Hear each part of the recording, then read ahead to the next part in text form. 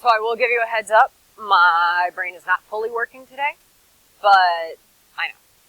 I've been up since 3 a.m. and my father-in-law went into the hospital yesterday. I found out at 3 o'clock yesterday and had to go take care of the dogs and stuff. And my mother-in-law can't drive in the dark. So it's just kind of a big fat mess. All right, we got this written? Yes, no? We got this? Okay, cool. All right, so this first one, do I have anywhere on my unit circle where tangent equals 1/2? No. So start by drawing a picture. All right, tangent is 1/2. That is this quadrant. So it's opposite over adjacent, right? And that gives me some little theta in here. All right. So when I write tan inverse of 1/2, this is just finding whatever theta is. So my second step is to go through and find sine of whatever theta is. Well, I've already got half of it. What's the other half that I need? Hypotenuse. 1 squared plus 2 squared is 5. This is the square root of 5. So, sine of theta equals opposite over hypotenuse, not of root 2. And then I got to rationalize that. So, square root of 5 over 5. Easy peasy. All right, you guys want to try the second one or the third one with your neighbor? Both? We're going hard in the paint today? Go for both. Yes. Well, you just draw the picture and you're like, oh, I just got to find the missing pieces. Got it.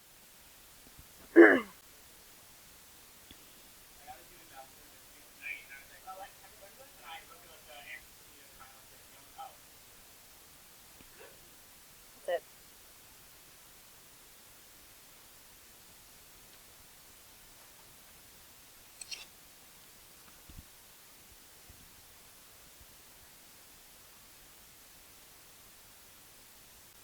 I always go by whatever quadrant it's in. So if we're doing sine is negative, the only quadrant I have as a choice is down here. So I'd go -1 over 3. Bless you.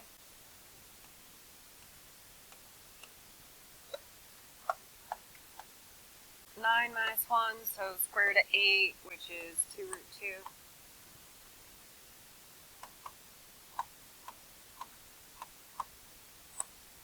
Thoughts?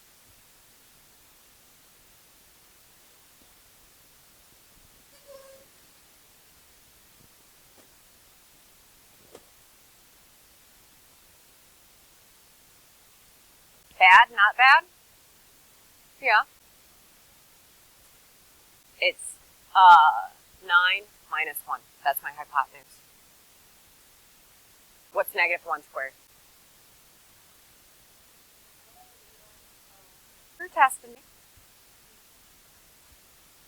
Have we gotten to that third one yet or no? Yes?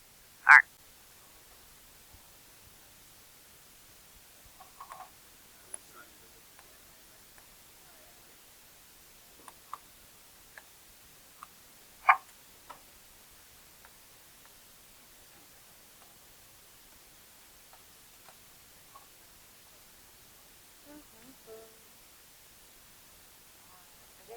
Ooh. Terrible box. But what do we think?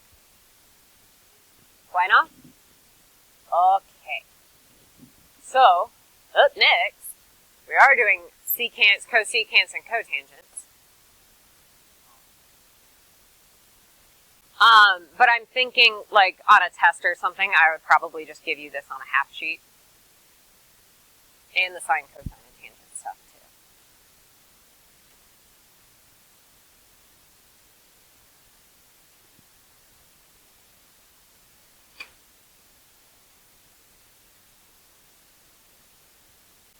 I am also working on the field trip for cosine. I at least got some of the paperwork today.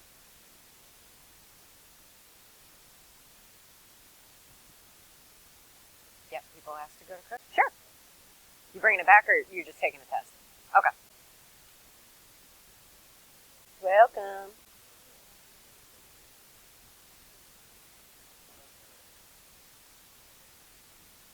Probably after we're done with this class. Because we're going to have like 4 weeks before the end of the school year. So I'll just have to figure out a day that's not right in the middle of AP testing.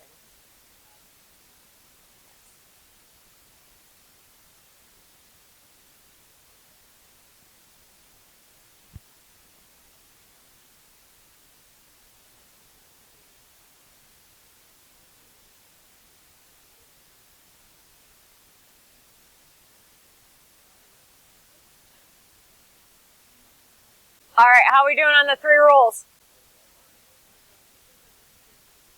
I'm just going to do this.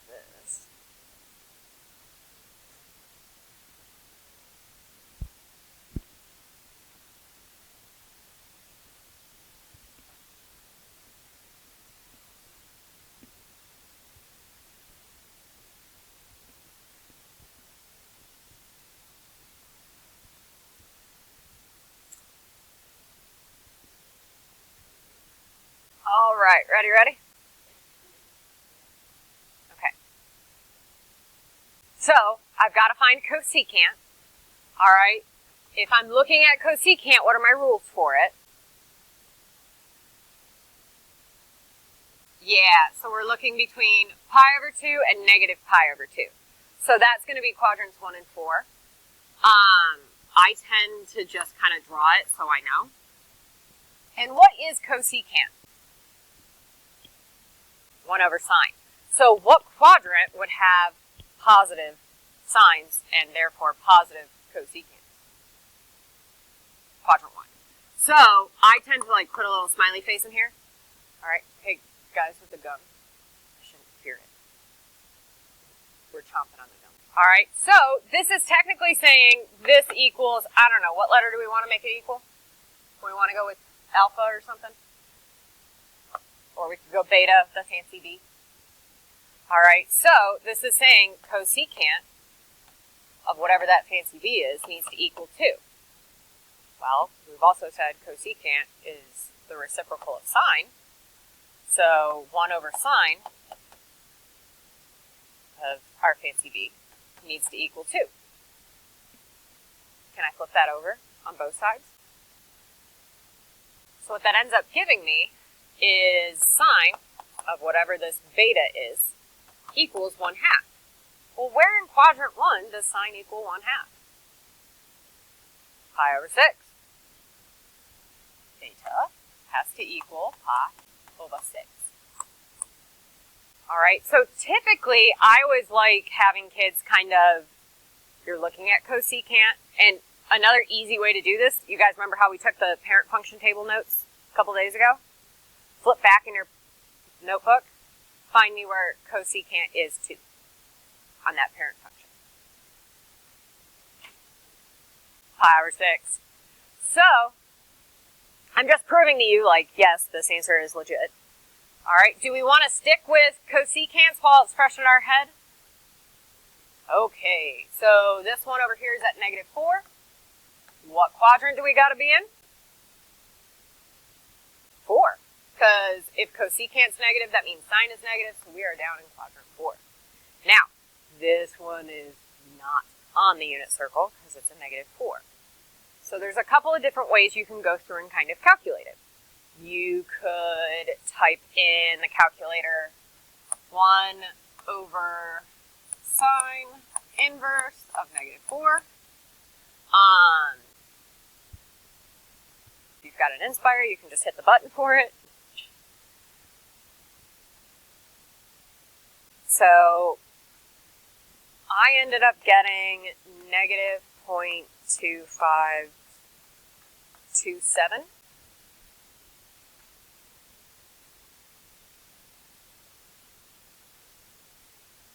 And make sure you're in radian mode for this.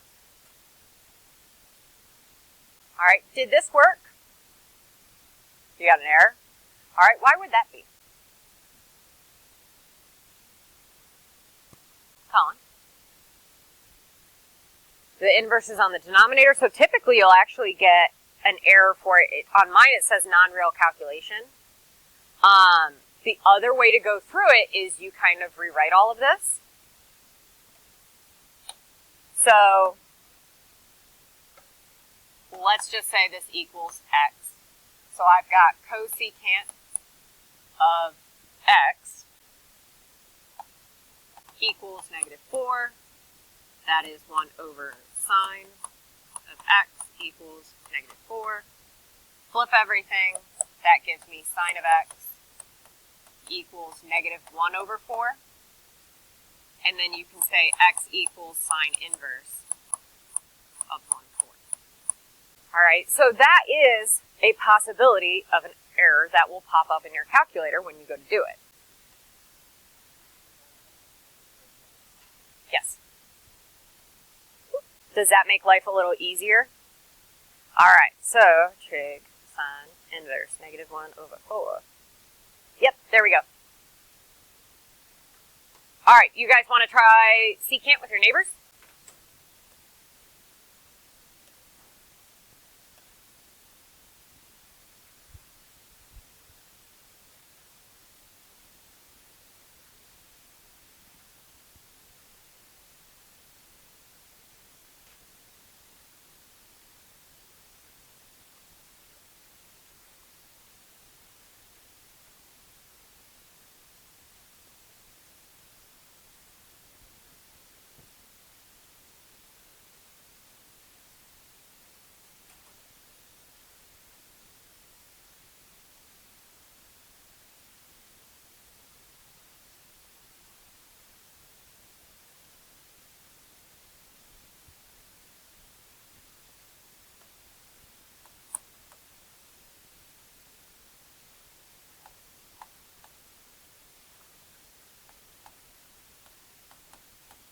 .23. Now notice we didn't talk about what quadrant this one was in. So what were our rules for this? For secant?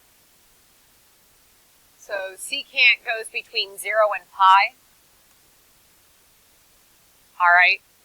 Now remember, secant should be the reciprocal of cosine, right? And cosine goes through those same areas. 0 to pi. I don't know, I just like putting that there. All right, ready for the two cotangents? That? Okay.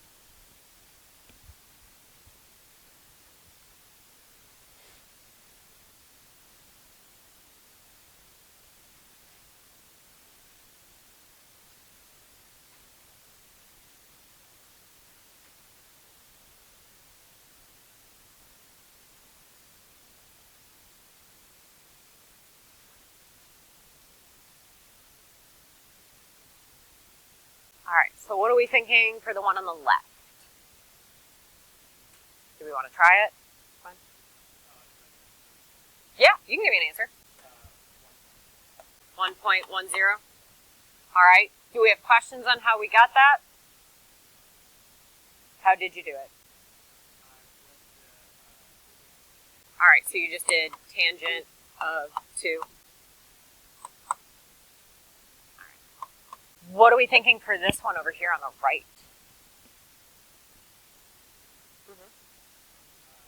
All right, so with this one actually messed me up a bit in first period. So with cotangents, remember, cotangents go between 0 and pi. What have we been doing with tangents? Flip back a page, we did tangents yesterday.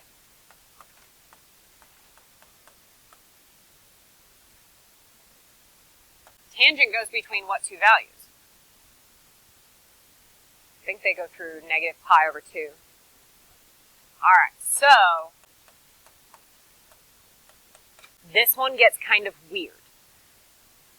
So the value you gave me is technically correct, but it's for tangent. So I've got this, I don't know, let's make it equal y. So then cotangent of y needs to equal -2. All right, if I flip everything and I go into tangent, I'm going to not write it over, because I think at this point we got that. So tangent of y needs to equal -1/2. All right, once I flip it to tangent, I have to look at what quadrant I'm in. So remember, tangents all go between quadrants 1 and 4. So if I'm negative, I'm down here, right? This will end up giving me y equals -0.46, I think 36. Yes? Here's the problem though. Cotangent goes between 0 and pi. Where would I be on the circle? So if tangent of -1, I clicked the light purple, give me that. Tangent equals -1/2 is down here. What quadrant would I have to be in to get a cotangent? I have to go right up here. So here's where cotangent is. All right, how would I find that kind of reference angle? I've got to go between 0 and pi. So if this one's -0.46, can I go pi minus that and get this whole theta angle in here? Yes? All right, so because of where it's located, and you can see I actually drew this all out. All right, because of where it's located, y in terms of cotangent is going to be pi minus that 0.4636, and that ends up equaling, where do I have it equaling? No, it should be bigger than that. Yeah, it should be 2.67. 6. We can make it 7/8.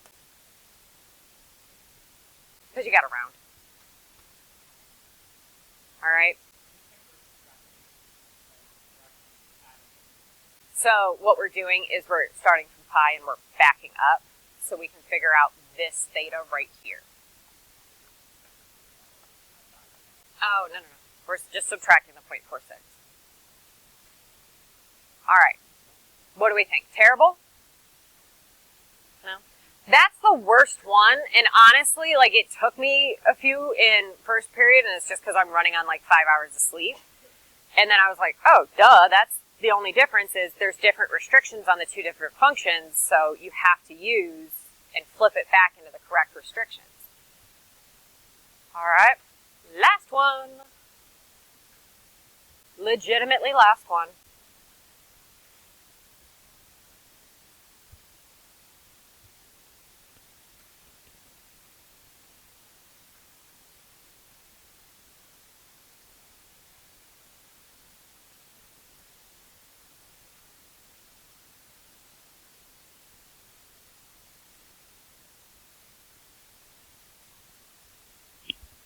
All right, so for this, I would actually draw a picture. So I know tan inverse of u needs to equal whatever theta is, right? So tangent of theta equals u over 1. Why am I writing it as u over 1? It's going to help me draw the stupid triangle. All right, so tangent's positive. Well, I'm assuming it's positive, but I don't know if a letter is positive or negative, so. I've got theta opposite over adjacent.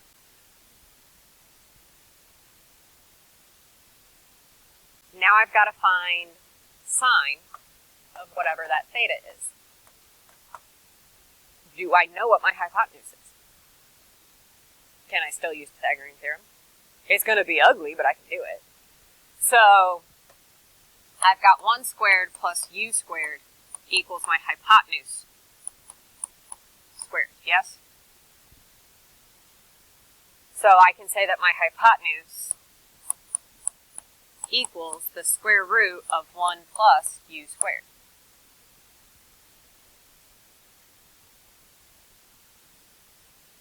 Because they want it as an algebraic expression in terms of u. So I've kept my little u's. I've done what they've asked. That just means my hypotenuse is now this. So, opposite is u over hypotenuse.